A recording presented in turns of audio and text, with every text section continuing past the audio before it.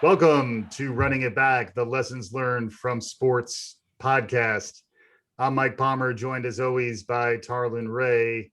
Tarlin, we're going to talk about the point god, CP3 this week. How are you doing? Well, first, I think probably it's not something I want to share, which is my experience with my colonoscopy this week, where I've now reached that age. Yeah. The one story I will tell is had two nurses show up, and this is a moment where you completely disrobe. They said I can keep my mask on and my socks. And Nia, who's the head nurse, shows up, and she introduces herself and says, "And this is Tanya." And Tanya proceeds to say, "Oh no, my name is Tracy." And my response is, "If you guys can't get that right, this is not going to go well. Can you go back and start all over?" So that was the moment where the crew trying to take care of me, where I had no idea what happened while I'm out. Yeah. That was a little of the mess. I mean, if you were pulling in for an oil change, you would be disturbed. This is not your car. Yeah, this is not my car. Yeah. So last, and we continue to hear from listeners of the show, and we thank all of them. I do want to give a shout out to our female fans, in particular, a woman I work with, Sophia Rodriguez. She gives unbelievable feedback, has given great ideas for the show. And so we always want to take a moment to thank those who are giving us new ideas and willing to tell us when we suck. Keep it coming. We're at Running It Back FM on Twitter, so that's a good place to hit us up. So, anyways, there it is. But we're talking about Chris Paul, also known as CP3, also known as the point god, 36 years old. Been in the playoffs. He's been in the playoffs a bunch. He's never been to the finals until now. You can still achieve in the NBA as a 36-year-old gentleman. That alone, there are lessons learned around there. Don't ever sell anybody short. Same age as his banana boat buddy LeBron James, which we will hopefully get a little time to talk about the banana boat as well. But he really is the story of the NBA playoffs this year. The NBA finals are about to begin. When we're recording this, it looks like Milwaukee will probably get there. You never know. Maybe the Hawks are down 3-2 right now will bounce back. But depending on how it shapes up, it'll either be the Suns versus the Bucks or the Suns versus the Hawks. In either case, the Suns still look healthy. They've gelled as a team. The storylines are very much about Chris Paul, a legendary performance to knock out a Kawhi-less Clips back in the Lob City that he built as a Clipper. So many stories to be told about the Chris Paul oeuvre. I don't even know where to begin. Plenty of lessons to be learned. For me, I remember 36. Let's put it that way. I like to see the older players succeed. I'm always pulling for them. And then had he never made the finals, that was definitely going to be probably the first line of the description of him would be Hall of Famer who never won a championship. We still don't know whether he's going to win one now, but if he does, he'll be the oldest. I think Kevin Willis was the other oldest first-time appearance in the NBA Finals. Also at 36. Biggest guns you've ever seen. Yeah, but he was more of a supporting character on that Spurs team that wound up winning. Chris Paul is really the leader of this team. And if you combine this performance with the performance that we saw from him overachieving also in Oklahoma City last year, and then coming to the Suns and overachieving again in a similar mode with a young, talented team around him who he learned to work with as a leader. They learned to learn from him. You're the Suns stan, so I want to give you time to talk him up. Come on, he's the point guard. I played point guard. I'm using air quotes to say played point guard. Yeah. You have to have the utmost respect when I am the same height as him, probably the same weight. And he's listed as 175. And that's not accurate. So we'll get to that. We'll get to that in a moment. But we always have to, in our running the back moments, have to have our Wikipedia moment just to make sure you understand how good a player he is. NBA Rookie of the Year, 4th draft pick. Wake Forest, when he played for Wake Forest in college, they got to the #1 ranking for the first time in their history. Demon Deacons. Demon Deeks, my boy, Adam Dolder. You have to say the Wake Forest. Tim Duncan. Tim Duncan. The greatest Demon Deacon. Paul, second, number 2, solidly. Solid. In the number 2 slot out of Wake. He's been All-Star Game MVP, 2-time Olympic gold medalist, 11-time NBA All-Star, 10-time All-NBA, 9-time All-NBA defensive. He won a bronze at the FIBA too, so don't sell him short. In the annals and the records, he leads the NBA in assists to turnover all time. Yeah. He's number 6 and he's led the NBA 6 times in steals. Yeah. And led the NBA 4 times in assists. So that is Chris Paul. Yeah. On the surface, first ballot Hall of Famer. He's a man. If you look at his stats and if you look at his regular season performance in particular. That was the knock. That was the knock. That's the knock. So then what the knock on Chris is, he's too old. He's signed. He's got some big contracts that people think is an albatross in recent years, and he's not won in the playoffs. Yeah. So we had the 2018 when Chris Paul and Harden team had Golden State on the ropes, and Chris Paul pulled his hammy. Yeah. 2015 with the Clippers, pulled a hammy again. Yeah. 2016, he has a hand fracture. 2017, tough with the Clippers when Blake Griffin fractured his hand. Yeah. Or got hurt. Sorry, I think it was not a hand fracture, but got hurt as well. And then we had other blow up moments where he had one moment where he was trying to draw a foul, didn't draw a foul, and then lost the game for the Clippers, and they ended up losing that series. Yeah. So they have looked at Chris Paul. I hate the label because I got injured, as the guy is just injury prone. Yeah. 1. And then 2, that he can't win the big one. Yeah. And so it's tough when you're a guy who, if you look at the rankings of the top 10 leaders in the NBA all time, Chris Paul's on that list. Yeah. Leaders. And he's on that leaders. Mm-hmm. He's on that list with Jordan. Yeah. Garnett, Magic, Bill Russell, Larry Bird, Isaiah Thomas, and Duncan. I looked at multiple lists, and they all sort of. This is the Tarlin Ray list aggregator meta-analysis. Of course. You've come up with the data science. You've crunched the numbers. Little Python. Excellent. Crunched all of it. Yeah. Yeah. And Chris Paul will be on each of those lists. And so what's missing when you think about Chris Paul? A chip. Never made the finals. And the chip. But it's the chip, though, too, because if he loses in that scenario, he's more in the Barkley level, too, because Barkley made it. Also, that Suns team, when I see this Suns team, I run it back to 1993 and Barkley's team playing Jordan for Jordan's 3rd of his first three-peat. That's the team with Kevin Johnson, Thunder Dan Marley, Cedric Ceballos. That was a squad. They brought Danny Ainge post biting Tree Rollins's ears, so they had a little bit of. I challenge that. Let me keep going down the leadership because you're saying he's Barkley-like, and this I'm saying if he loses, if he makes it to the finals and doesn't get a chip, but even if he doesn't, I want to challenge because we're going to run it back to 93 squad, right? Yeah, that's the closest we have. Yeah. Are you open to a challenge? Bring it. Chris Paul makes teams better. And I'm dealing with win percentage. If you're go 41-41, you're a 500 win percentage and below that, below 500. Yeah. When he joined the Hornet, prior to him joining the Hornets, they were 220. Yeah.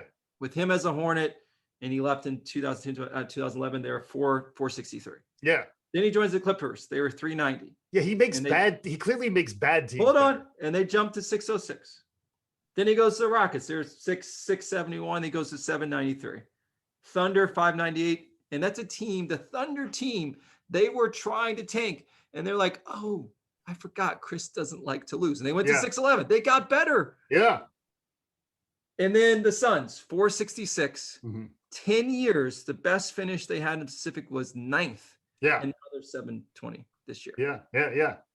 It's good timing. He definitely improves the performance of these teams. The question is, is he ever championship level with the caliber of team that he's able to make better is the question.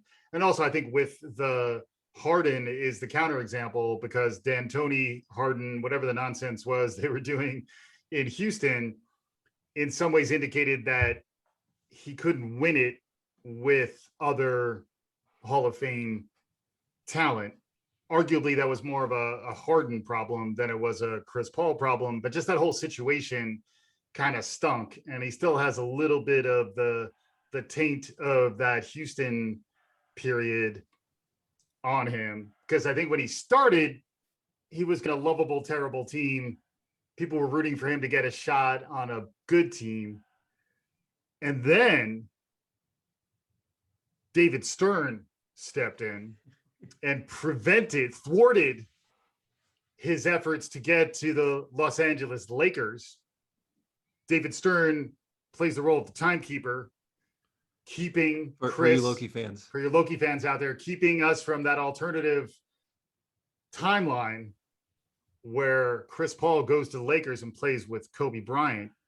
We're never gonna see that, but how formative do you think were just his paths always seemed a little snake bit? He goes to the Clippers, the Donald Sterling Clippers. We talked about that on our episode about the Quibi documentary Blackball, which is really, and his role there, his leadership was demonstrated there too. So I agree he's a leader, but he's always been on kind of snake bit situations until lately. Like I'd say Oklahoma City and now Phoenix. He is the Phoenix, isn't he, Tarlin? Rising from the flames of Houston. You're just trying to trigger me, because I thought we promised we wouldn't talk about 2011.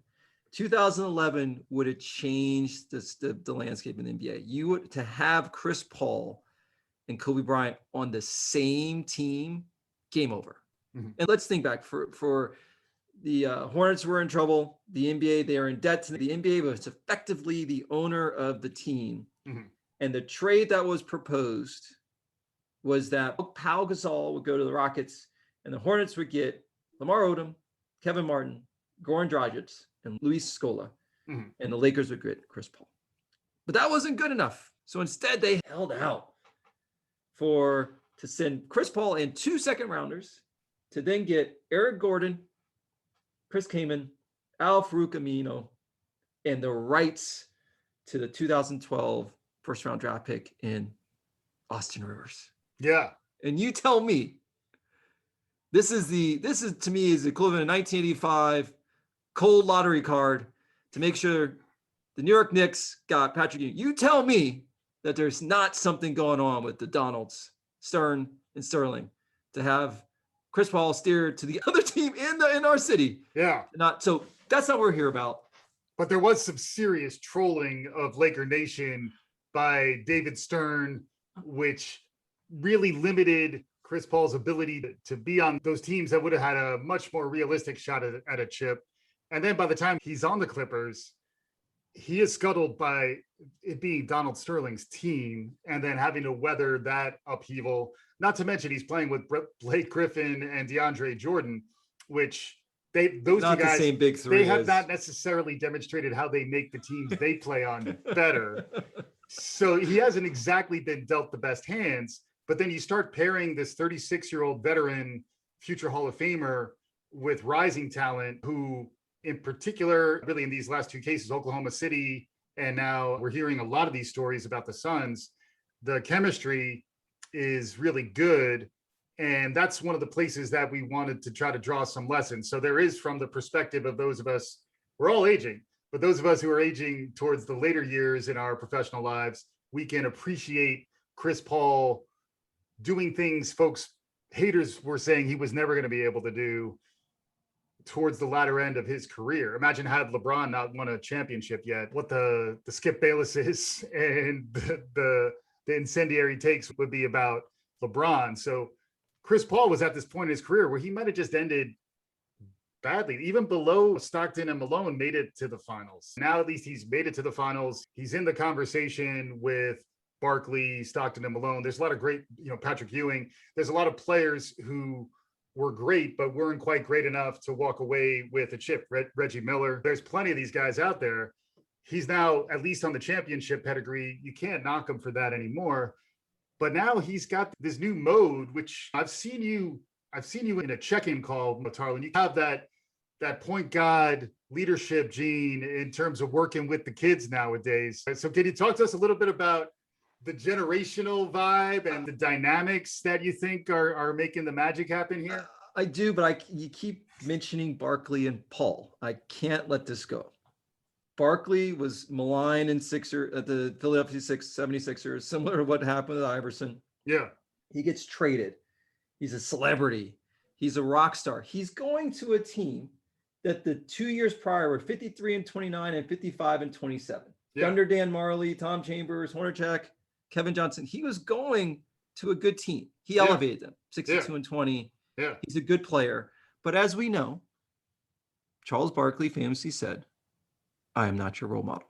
Yeah. So he was an ingredient to put them over the top. He was a stud in those playoffs, losing to the Jordan Bulls in 6 games. Yeah. But I cannot sit here and let you compare Chris Paul and Barkley, because Chris Paul, and this goes to the notion of the point God, as a leader, is doing more for his team than Barkley ever will do, and leaves more of an imprint than Barkley ever did. I'll allow your take, but just defending Charles in this context, the 1993 Chicago Bulls might be slightly better than the team that Chris Paul's healthy Suns are going to maybe beat. I'll give you that. Maybe win a championship. So I'll give you that. And the idea that Barkley was the best player playing as competitively with the GOAT as anyone ever did, I will give Barkley, especially 93 Suns Barkley, a little bit of credit. And I'd say let's say Paul loses to Giannis, I would file those two narratives right next to each other. If he loses to Chris Middleton, that's another story. So you asked about lessons learned. You learn more about Chris Paul just digging into his background. Yeah. A guy that could have played varsity as a sophomore, but chose to play JV. Mm-hmm. Didn't want to ride the pine in varsity, wanted to have a chance to lead, get some playing time, and it really elevated him. Yeah. A guy that was class president, who would go from planning the prom to an AAU team and then back after the AAU game, making sure everything was taken care of for the prom. Yeah. The guy since 2013 that has been the National Basketball Players Association president. Yeah, the guy who was famously impersonated by Alfonso Rivera on a State Farm commercial. I'm with you. So a guy it's the longest running, probably tied for the longest running NBPA NBA Players Association run with Oscar Robinson and one Laker Derek Fisher. Mm-hmm. So he's a leader of all leaders, and a guy, and this goes to the lessons I think about just in life and business, and a guy who has taken these moments of pain, these moments of failure, and catalog those, and then be able to go as a 36-year-old who's lost a step, who went vegan a couple of years ago to hope to enhance it, to have a little more longevity in his career. Yeah. And who's playing with guys like Frank the Tank Kaminsky. Yeah. Cameron Payne, who was out of the league.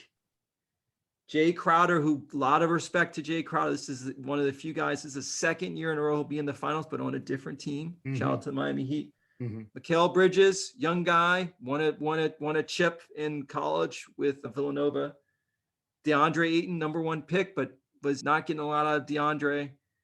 And Devin Booker, who is the Kobe incarnate, he was a stud, but is very much underappreciated. The last guy, he's made the All-Star team because he's a sub and people don't give him the respect. Mm-hmm, mm-hmm. So I just give a lot of credit to Chris Paul, because I think he's taken a team where he's taken all of his experiences, and we, in a way, being able to infuse that into younger guys who often want to get ahead of the process. Yeah. And helping to understand the process. Mm-hmm. So that to me is one of the greatest feats I think he's done this year. Now, the Phoenix Suns team is the bubble team. They went 8-0 last year in the bubble. Yeah. and some would say they could be a rising team. They I would would, not. I would say they caught lightning in a bubble. I got to get the sound bites out there, Charlie. We got to, Caught me off guard. So they were the bubble team, but no one expected them to do what they did this year. What Paul has done, and I think about it organizationally, you have younger generation who at times they want to see things happen as quickly as possible. Yeah. You have an older generation that has trouble bridging with the younger because the younger generation say, what's next? Yeah. What about, I just did X, Y, and Z. Where's my next step? And they get a little frustrated because they can't paint the picture and say, well, you should just hold on. Right. You should do what I did, which is put your head down for 10 years and not ready to do it. So I think Chris Paul has done an amazing job, figuring out how to shift the way he leads. Because in his early days, he was a little of a tyrant. He's got a pain in the ass. And now he's a little bit less of a tyrant and a little bit less of a pain in the ass. Yes, he is. But also got a bunch of younger guys on the team to believe. Yeah. So to do that, I think I'm more impressed with what Chris Paul has done this year than most. This is to me a LeBron-esque type team where you have sub talent and you got them to believe because you're buying into a system and culture. And so when I think about it, I absorb it as you have challenges in your organization, you're trying to stitch together your own culture. It's just something to watch. These are things you can take from sports and say, how do I apply that to real life? And I think Chris Model could be a model for that. He could be on speaking circuit beyond his playing career, talking about what he did and the way he approached working with individuals and how he built culture. Yeah, I agree. My slightly critical takes are he's a little too clearly the leader, like alpha leader, so that I think it works when he's playing with younger talent who are willing to defer. But if there's another former NBA champion named Scottie Pippen who's been making the news lately. When Scottie was playing with Jordan back in the day, Jordan coming across, because Jordan's leadership style was very tyrannical as well. And I think there are some parallels to be made there. But I think when you're playing people who are more at your level, like with Harden, for example, that sort of hierarchical leadership mode coming from him, as also they would have to share the ball. The basketball idea was just weird to begin with. But I think there is a little bit of, he has to be clearly like the top-down leader. But I think he's learned to soften that. And I just think there are other team dynamics that frequently thrive when it's more of a balanced team. What I like about what Phoenix has done, I would give a little more credit to the talent level that they're building towards. They have a lot of players who have high ceilings. And once they brought Chris in to get more out of these rising young talent that they've assembled, I think that's when the team took off. So what's interesting is now what other guards out there could make a similar impact, and will there be point guards that can continue to thrive in the NBA a little bit longer? And then the other reason why he's called the point god, at least in part, is that he is playing more the traditional point guard role in terms of the basketball that he's playing, and as opposed to a lot of, like, Steph Curry is more like a point shooter. And the position is evolving. The style of play that he has is very much a traditional leadership style. As a point guard, it's your job to distribute the ball around. And then what was so impressive about Game 6 against the Clippers was that he called his own number in the definitive game and just blew them out. 41 points, 8 assists, 0 turnovers in a closeout game. That was a statement. This is also coming off, he had COVID this year, although I'm now referring to that as COVID light, where you're vaccinated and you have COVID. Yeah, you're on the protocol. But still, he came back overcoming the injury knock. Paul Pierce's wheelchair has not made an appearance yet, although Giannis, I think, might be warming it up if he does come back at some point in the finals. Any thoughts about the basketball side of it? The way he plays the point guard position and the way that position is evolving. We did a show on Steph Curry recently, which I think there is an interesting counterpoint in terms of how you think about building your team. Yeah, so very different player than Steph. He still is the floor general. If the market has gone to 3 and D, so guys who shoot 3 and D and very low inside, he's exploited a market inefficiency where someone can hit the mid-range J. Yeah. and all day long. There was a series, I don't remember if it was a series before the Clippers series, where I think he hit 9 straight 15 footers. Yeah. It was unstoppable. One of the things you said it's top-down leadership. And I've been in organizations where they're being completely flat. And there was a way of work or an operating system called holacracy, where people could basically put themselves in any role that they thought they'd like to energize at that point, and people would be fluid throughout Yeah. the organization. Tony Hsieh from Zappos is one of the things that he promoted, but it created some, I think at times, chaos. Yeah. I think what Chris Paul has learned is their value into some structure. He will tell you the lead dog is Devin Booker. He's not trying to be Devin Booker. What I think he's enabling people to do, and I find it if you look at engagement surveys, if you're talking to your team on a weekly basis in just an organization or companies, people want to know what their role is. Mhm. People want to know why they wake up every day and what their responsibility is and what they have agency to do. Yeah. And I think what Chris Paul has done with a very young team is given that group of guys, along with Monty Williams and everyone else, Yeah. an understanding of not only whatever their role is, how they can excel in that role, Yeah.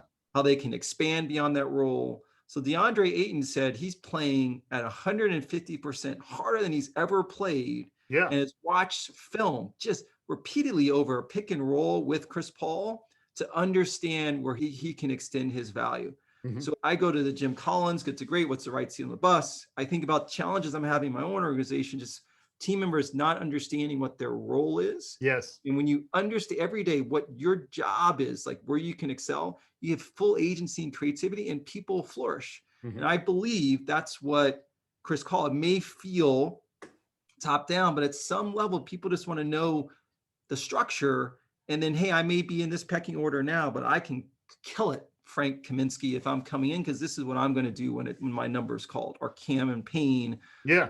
energy guy with literally the ugliest lefty jumper I've ever seen in my life. I can't believe that goes in. Yeah. But they know their role. So that's what I hear when I think about on the basketball side, why Chris Paul, still one of the best handles in the league. He's creating opportunities, and those people that are on his team know, Cameron Johnson, others, know where they're supposed to do. It's freeing.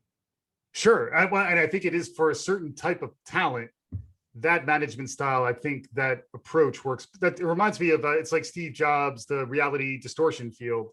He could see successful work that people couldn't see in themselves. So you can see more out of someone, and then that belief, and then the fact that he's the guy distributing the ball to you. And also, even if Booker is their lead dog, once they're on the defensive end, he may no longer be the lead dog anymore. So I think the fact that Chris Paul actually plays both sides of the ball, granted he's getting older, he's falling down more when he's getting crossed up. He's making it's not quite being posterized, but he's getting his ankles broken a lot. And I was reflecting on myself with crossovers. And if you don't move your feet, you really can't get your ankles broken. So I may just recommend stand still. Chris, just stay where you are. Everything's going to be okay. But my point is that I think there are certain types of teams that respond to different dynamics on the floor. The one comp that's out there, and I know you might cringe, to me is Isaiah Thomas as a point guard who was the most competitive guy on the court. His leadership style was a little more mercurial. People didn't really like him as much and get with him as much, but like he was able to lift the bad boy Pistons. They had a different mindset, a different team culture. I just think he's the right kind of guy to develop a young team around him. And I think he landed in a perfect situation to show that's true. And he's impressed me so far. I'd love to see him get the chip here. But any concluding thoughts? We could obviously keep going on this. I'll give you Isaiah. As a Laker fan, I struggled to even stomach that team. I didn't say Stockton. Yeah. And thinking about that Pistons team with Lambert and Sally and Rodman and Vinny, Dumars, I think they all similar concept playing. Yeah, Joe Dumars. Let's give Joe his due. I said Joe. The more recent running back comp is probably the Miami Heat from last year, and what Jimmy Buckets did with that team and Bam and Tyler Hero and Duncan Robinson.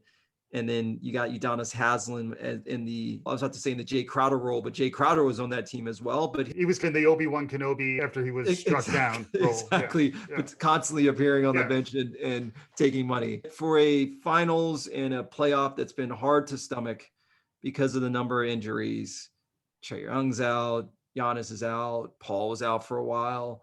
I will be, and once the Lakers lost, I was unabashed and a bunch of chats at work and friends, like I'm a full-time Suns fan. So you hopped on that bandwagon quickly. 100%. Yeah. Yes. So I would love to see him finish it off. And if not for anything other than I celebrate those individuals that go through this type of leadership story arc that have been plying their trade as a leader since they were in school in various forms. And this is just a different manifestation, different expression of that leadership. It doesn't, as you're saying, doesn't work in all situations, but I feel like he, if anyone, has the cheat code in terms of how to lead individuals. And I want him, as you talked about, my curated list of top NBA leaders, he needs to finish it off to make sure that list feels complete. All right. So there you go. Lessons to be learned from the point god, Chris Paul. Shout out to Chris. We'd love to hear what you think. We'd love to hear what any of our listeners are thinking. We're trying to get lessons learned from what we see in the sports world around us.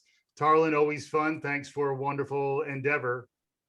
Shout out to Cliff Paul as well. Shout out to Cliff Paul. He did sit, like LeBron sat behind him on the banana boat. It was Gabrielle Union, Dwayne Wade, Chris Paul. If those you are giving us support, thank you. We'll be back again soon. This is Running It Back.